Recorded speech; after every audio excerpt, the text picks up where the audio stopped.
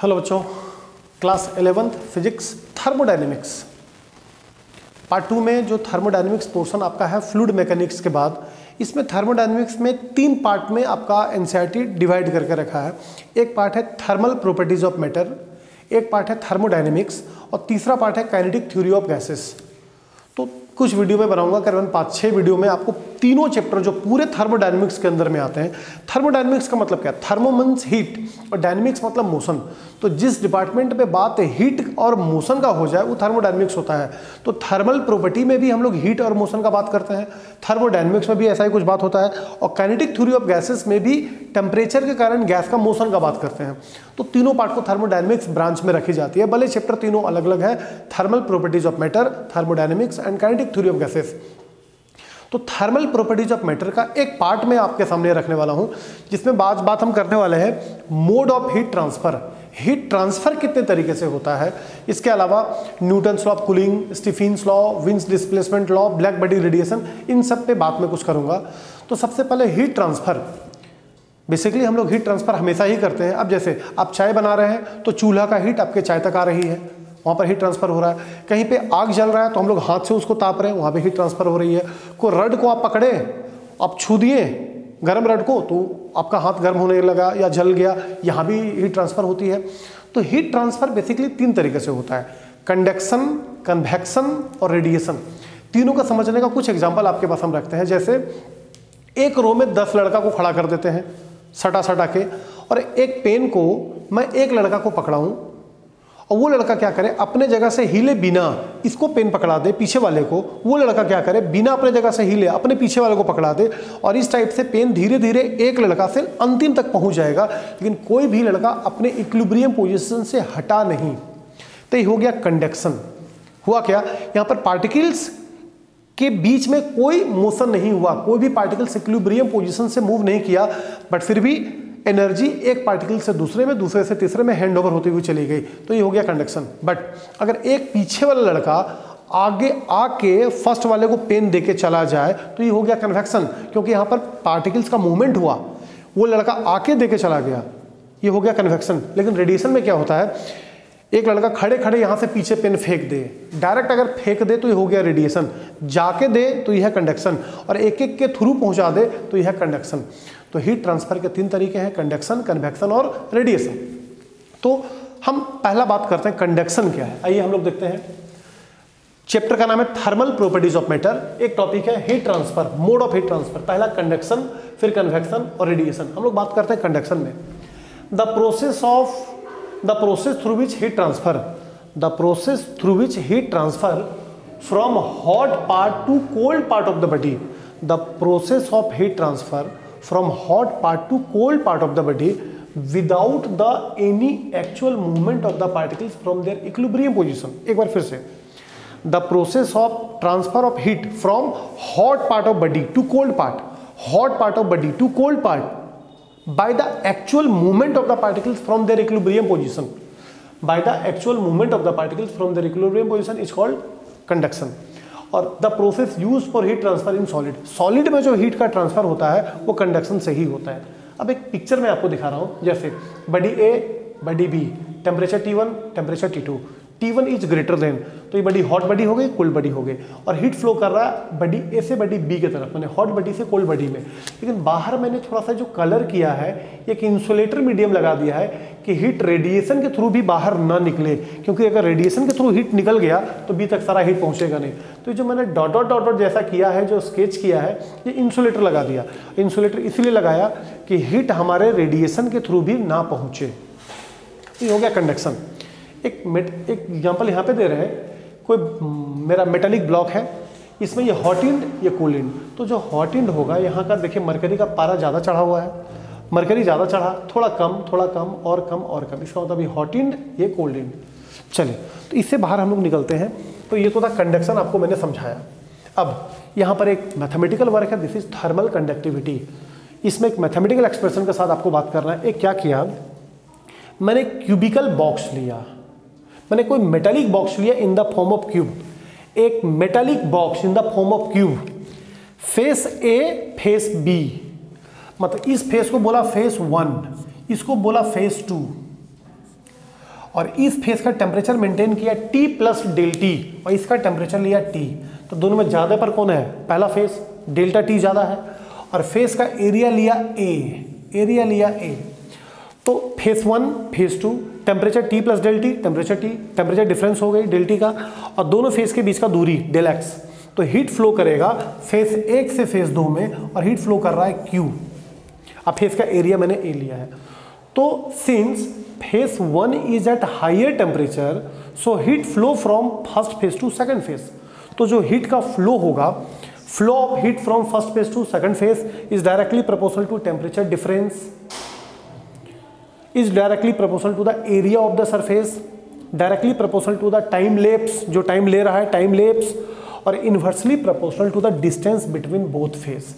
अब जब चारों को मिलाते हैं तो ऊपर वाला है डेल टी ए और टी, नीचे वाला डेल एक्स मैंने लिखा, जो ऊपर वाला ऊपर लिखा है, नीचे वाला को नीचे लिखा।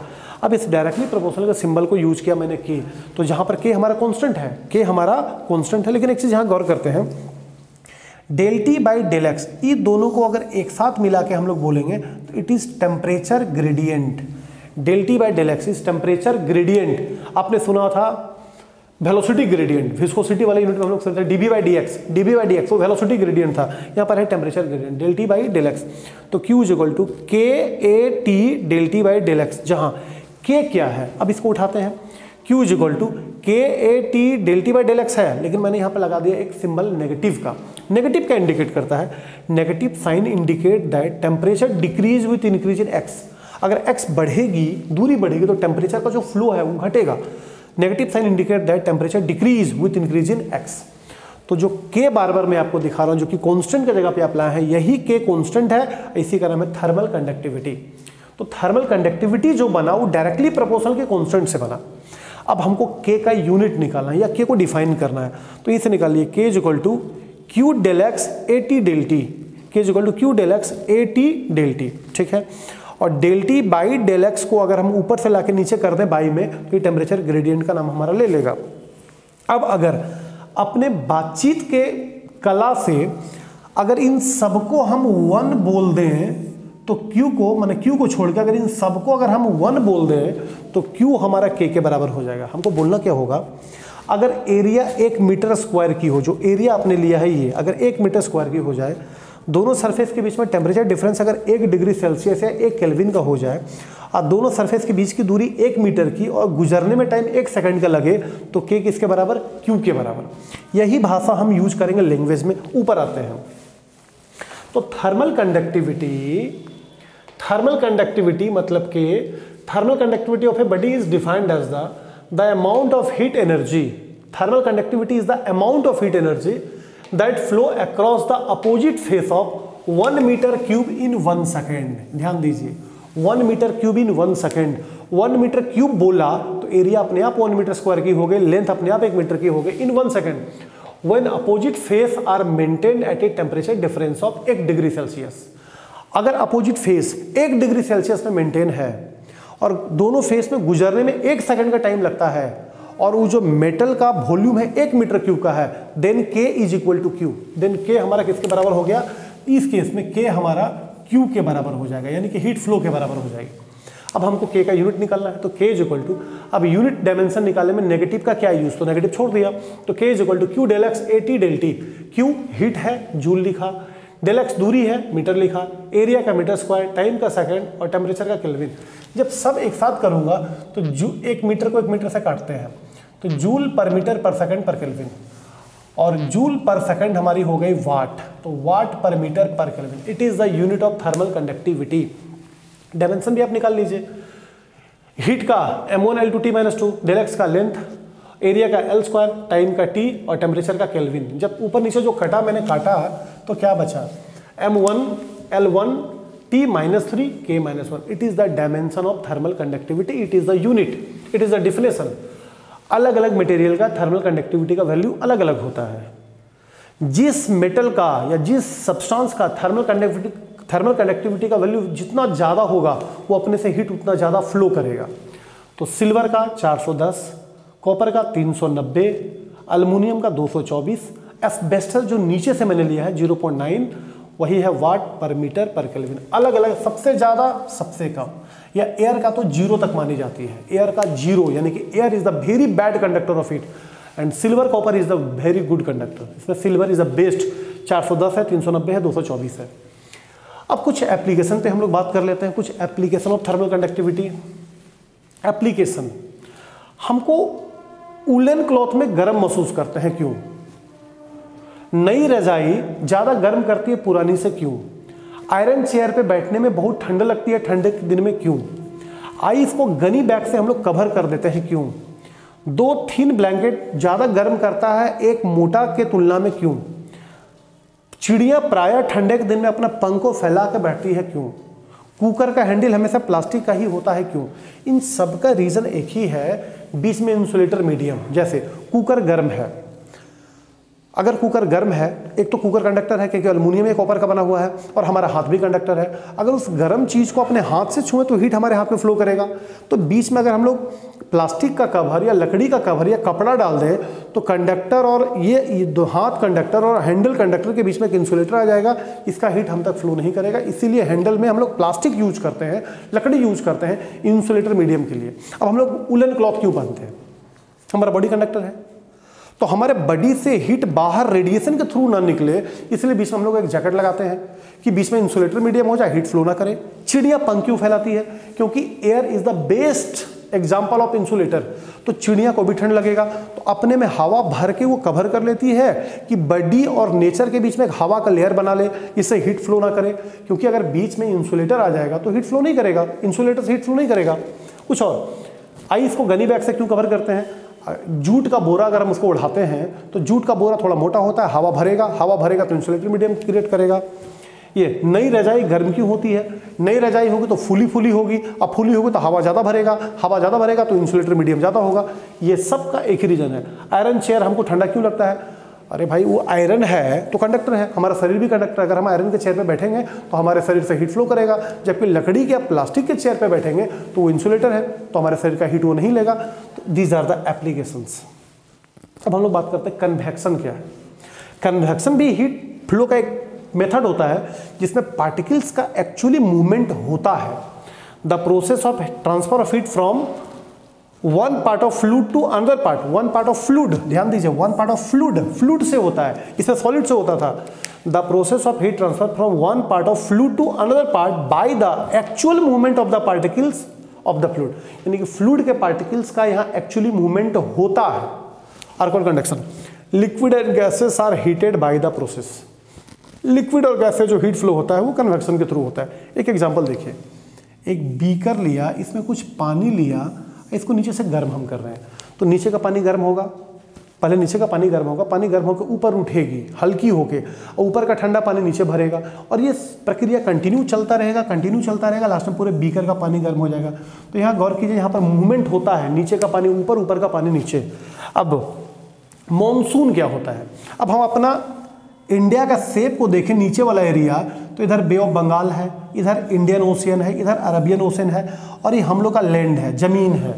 तो गर्मी के दिन में ज़मीन पहले गर्म होती है, ज़मीन गर्म होने के बाद एटमॉस्फेयर गर्म होती है, और फिर हवा गर्म होकर हल्की होकर ऊपर उठती है, और ठंडी हवाएं तीनों तरफ से मूव करती है, और तीनों हवा एक साथ टकराती है, मानसून का निर्माण करता है, और फिर वो धीरे धीरे ऊपर की ओर उठता है। तो यहाँ पे भी कन्वेक्शन होता है, हवाएं गर्म होकर ऊपर उठी, फिर ठंडी हवाएं दौड़ी और तीनों तरफ की हवाएं टकराई, और फिर नीचे से मानसून उठता है। अक्सर हम लोग सुनते हैं कि दक्षिण से साउथ के एरिया से मानसून उठा, झारखंड पहुंचने में इतना टाइम लगेगा, बिहार पहुंचने में इतना टाइम लगेगा, यूपी पहुंचने में इतना टाइम लगेगा। इसका मतलब है मानसून हमारा इंडिया का एक विंड है जो कि साउथ से उठती है। एसी हमेशा हॉल के आप ऊपर में ही क्यों लगाते हैं? क्योंकि हॉल का जो हवा होगा गर्म होकर ऊपर उठेगा, और एसी में 2 सिस्टम है, हवा खींचने वाला, गर्म हवा खींचता है तो गर्म हवा उसको ऊपर मिलेगा तो ऊपर से ही खींचेगा, अगर उसको नीचे लगा दें तो गर्म हवा वो खींच नहीं पाएगा। तो ये सब एप्लीकेशन हो जाते हैं हमारे कन्वेक्शन के। अब मिलते हैं हम आपसे रेडिएशन में। रेडिएशन क्या है? सीधी बात में रेडिएशन भी हीट ट्रांसफर का एक तरीका होता है, लेकिन इसमें इंटरवेनिंग मीडियम इफेक्ट नहीं होता है। जैसे मान लीजिए पेन को हम फेंक दिए पीछे, तो बीच वाले बच्चे पे कोई इफेक्ट नहीं करेगा, सिर्फ मैंने फेंका, लास्ट वाला कैच कर लिया। तो यहाँ इंटरवेनिंग मीडियम जो हमारे दोनों के बीच में है उस पर कोई इफेक्ट नहीं होता है। The process of transfer of heat from one place to other place without heating the intervening medium. जब रेडिएशन सन से हम तक आती है तो आते समय एटमॉस्फेयर को गर्म नहीं करती है। रेडिएशन ट्रेवल जब करेगा तो इंटरवेनिंग मीडियम को हीट नहीं करता है, हमारा एटमॉस्फेयर गर्म होता है जब धरती गर्म होती है उसके बाद, आते समय नहीं। The process of transfer of heat from one place to other place without heating the intervening medium is called radiation. Sun से जो हीट आता है ये एक रेडिएशन मोड का होता है। अब एवरीबडी, चाहे हम हो, चाहे चूहा हो, चाहे सांप हो, चाहे कोई जानवर हो, everybody release heat in the form of wave. Everybody हम आप सब, everybody release heat in the form of wave, electromagnetic wave, due to its temperature. हमारा अपना टेम्परेचर है 35-36, आपका अपना टेम्परेचर होगा, तो due to its temperature called thermal radiation या तो हीट रेडिएशन। हर एक बॉडी जो जिंदा है वो अपने शरीर से हीट लूज करता है वेव के फॉर्म में, इसी वेव को हम लोग हीट रेडिएशन या थर्मल रेडिएशन कहते हैं। कुछ properties of radiation, it required no material medium for the propagation. इसको चलने के लिए माध्यम की आवश्यकता नहीं होती है रेडिएशन को। It move with the speed of light 3 × 10⁸ metre पर second. It travel in straight line और intensity of radiation is inversely proportional to the r², माने कि दूरी का इनवर्सली प्रोपोर्शनल होगा। It can reflect and refract like light wave, light wave की भांति ये रिफ्लेक्ट रिफ्रैक्ट दोनों करता है। और it do not affect the intervening medium, ये बीच के मीडियम को अफेक्ट नहीं करता है। तो ये कंडक्शन, कन्वेक्शन, रेडिएशन में मैथमेटिकल काम सिर्फ कंडक्शन में थोड़ा सा था, थर्मल कंडक्टिविटी का, बाकी तीनों में स्ट्रेट एग्जाम्पल पे आपको बात करना है, लेकिन तीनों हीट ट्रांसफर का एक तरीका होता है। नेक्स्ट, ब्लैक बॉडी रेडिएशन क्या है? कुछ ऐसे बॉडी होते हैं which is the perfect absorber and perfect emitter of radiation. कुछ बॉडी हैं, an ideal body which is the perfect absorber and perfect emitter of radiation is called black body, and the radiation emitted by black body is called black body radiation. कुछ ऐसा body होता है ideal body which is the perfect absorber and perfect emitter of radiation are called black body, and the radiation emitted by such a body is called black body radiation.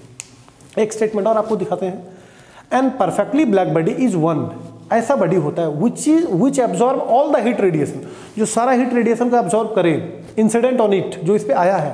It neither reflect nor transmit any of the incident radiation so it appears black. वो किसी को ना तो reflect करता है ना तो transmit करता है कोई भी इंसिडेंट हुआ लाइट को, इसीलिए ये दिखता है black. Whatsoever colour of incident light में भी, चाहे इंसिडेंट लाइट का कलर क्यों न, कुछ भी क्यों ना हो। ब्लैक बॉडी का रियल एग्जाम्पल मिल पाना पॉसिबल नहीं है, बट फिर भी there is no body which is perfectly black body but lamp black. Lamp black, वो जो कभी आप लैम्प या लालटेन का शीशा साफ किए होंगे तो लैम्प का ब्लैक और platinum black are the some example of black body.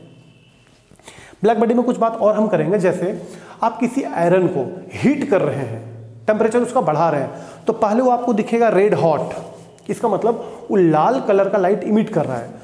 But अगर टेम्परेचर को और हम बढ़ाते रह गए तो फिर वो रेड हॉट से दिखने लगेगा येलो, उसके बाद टेम्परेचर और बढ़ाए तो उसके बाद वो होने लगेगा व्हाइट और फाइनली होने लगेगा पर्पल।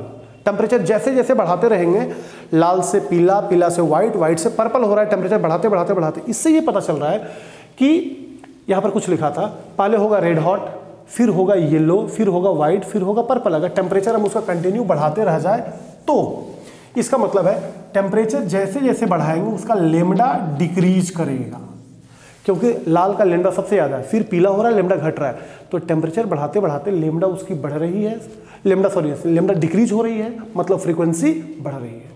टेम्परेचर बढ़ाएंगे, फ्रीक्वेंसी बढ़ेगा और लेमडा घटेगा। ये ब्लैक बॉडी का कुछ कहानी था। अब ब्लैक बॉडी के बाद हम आपसे मिलते हैं स्टीफेन्स लॉ।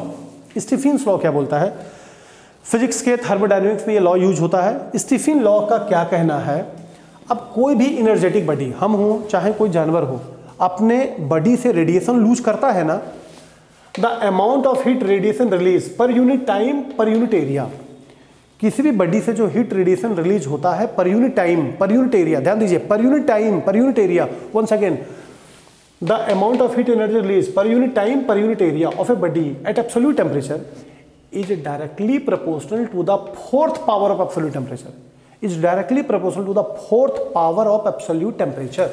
यानी कि E directly proportional to T4. E is equal to constant sigma T4. पर ध्यान दीजिए E क्या है? E है amount of heat radiation release per unit time per unit area. E, तो E का यूनिट क्या होगा? Joule per second per metre square, क्योंकि यह per second per unit area, तो joule per second per metre square, और joule per second को हम लोग बोलते हैं वाट, तो वाट पर मीटर स्क्वायर। अब सिग्मा का यूनिट क्या होगा, अब sigma is equal to E by T 4 है, और सिग्मा ई का यूनिट हम यूज कर रहे हैं वाट पर मीटर स्क्वायर, केल्विन का 4 नीचे है तो चला गया पर केल्विन। तो सिग्मा का वैल्यू क्या है, सिग्मा है स्टीफन कांस्टेंट, वैल्यू है 5.67 into 10 to the power -8, Stefan constant 5.67 into 10 to the -8 watt metre square kelvin पे -4। स्टीफन लॉ एक बार फिर से, the amount of heat radiation release per unit time per unit area is directly proportional to the fourth power of the temperature of the body, absolute temperature of the body. E is equal to sigma T4, जहां E energy नहीं है, energy होता तो मैं joule use करता unit में, E है energy release per unit time per unit area. Next, Newton's law of cooling क्या बोलता है। देखिए न्यूटन एक बहुत अच्छे व्यक्ति थे, अच्छे लॉ मैकेनिक्स में दिए हैं। न्यूटन्स लॉ ऑफ मोशन का 3 लॉ है, न्यूटन्स लॉ ऑफ ग्रेविटेशन का भी अपना एक लॉ है, न्यूटन्स लॉ ऑफ विस्कोसिटी आप यूज किए, F is equal to eta A DV by D X, ये भी न्यूटन का दिया हुआ है। न्यूटन सर को आप गलत होते भी कभी सुने हैं, लेप्लेस करेक्शन में वेलोसिटी ऑफ साउंड में न्यूटन सर का कुछ गलती आ गया था, लेकिन न्यूटन्स लॉ ऑफ कूलिंग भी ठीक है। इनका क्या कहना है, जैसे कोई भी बॉडी जो हीट लूज करता है तो सिस्टम का टेम्परेचर और सराउंडिंग के टेम्परेचर पर डिपेंड करेगा। अगर सिस्टम और सराउंडिंग के बीच में टेम्परेचर डिफरेंस ज़्यादा है, ज़्यादा टेम्परेचर डिफरेंस है, अब हम हैं 35-36 वाले और सराउंडिंग हो जाए 6 पर तो 30 का डिफरेंस, लेकिन अगर हम हैं 35-36 पे सराउंडिंग है 20 पर तब तो 16 का डिफरेंस। तो the rate of lose of energy per unit area, the rate of lose of energy per unit area of a surface is directly proportional to the temperature difference between surface and surrounding. यानी कि surface माने system हो या surface हो, surface और surrounding के बीच का temperature difference जितना ज़्यादा होगा, हीट लूज करने का रेट भी जो होगा पर यूनिट एरिया वो उतना ही ज़्यादा होगा। एक और लॉ से मिलते हैं, विंस डिस्प्लेसमेंट लॉ। इसमें लगातार बैक टू बैक लॉ है, Stephen law, Newton's law, wins displacement law. इनका क्या कहना है, black body radiation, black body जो रेडिएशन होता है, ब्लैक बॉडी जो रेडिएशन लूज करता है उसका लेमडा, ब्लैक बॉडी जो रेडिएशन लूज करेगा उसका lambda, the wavelength lambda corresponding to maximum intensity of emission of heat radiation decreases with increase in temperature of the black body। इसका मतलब है कि ब्लैक बॉडी का टेम्परेचर जितना ज़्यादा होगा रेडिएशन का लेमडा उतना कम होगा, या ब्लैक बॉडी का टेम्परेचर जितना कम होगा उसका लेमडा उतना ज़्यादा होगा। यानी कि लेमडा रेडिएशन जो होगा, रेडिएशन का जो वेवलेंथ होगा is inversely proportional to the temperature of black body. और डायरेक्टली प्रोपोर्शनल को हटा के यहाँ पर एक कांस्टेंट डाले हैं B, जहाँ पर B हो गया Wien's constant. Wien's constant value है 2.898 इंटू 10⁻³ मीटर केल्विन। कैसे लाएं, B is equal to lambda T, B is equal to lambda T, B is equal to हो रही है लेमडा टी, लेमडा तो वेवलेंथ है, मीटर है, और केल्विन हमारा केल्विन है तो मीटर केल्विन। तो विंस डिस्प्लेसमेंट का जो कांस्टेंट का यूनिट है metre kelvin. It is use to determine the temperature of heavenly body like star, moon, planet. Wins displacement का लॉ का यूज हम लोग करते हैं हेवनली बॉडी का टेम्परेचर को रीड करने के लिए। तो विंस डिस्प्लेसमेंट लॉ क्या बोला कि ब्लैक बॉडी जो रेडिएशन लूज करेगा उसका लेमडा इनवर्सली प्रोपोर्शनल होगा उसके टेम्परेचर के। इनवर्सली बात कर रहा हूँ, टेम्परेचर ज़्यादा लेमडा कम, टेम्परेचर कम लेमडा ज़्यादा। तो ये तो था हमारा first part thermal properties of matter का। वेट कीजिए, आप सेकंड पार्ट का मैं तुरंत लाने वाला हूँ, जिसमें मेरा फोकस होगा thermal expansion, heat, temperature, zeroth law, first law, इस सब पे मैं बात करूंगा। तो मिलता हूँ सेकंड वीडियो में। थर्मल प्रॉपर्टीज ऑफ मैटर पूरा पार्ट चल रहा है थर्मोडायनेमिक्स क्लास 11 फिजिक्स का। Thank you.